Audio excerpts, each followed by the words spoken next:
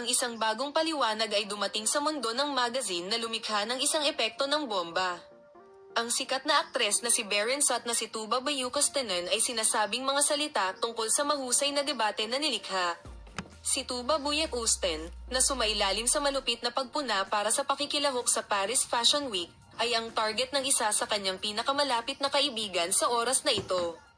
Pinahihintulutan, inangkin ni Berencot na hindi nakuha ni Tuba Bayukostanan ang mga nagdaang kaganapan at hindi suportado si Engin Akurek.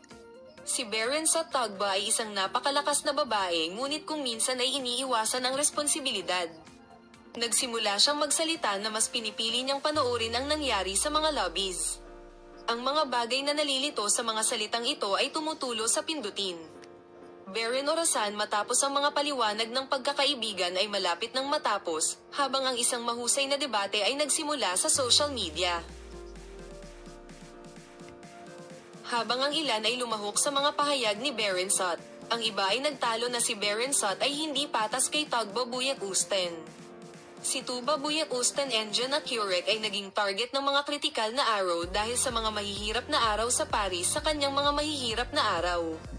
Ang mga paliwanag na ito ay higit na nagdaragdag ng presyon sa sikat na manlalaro.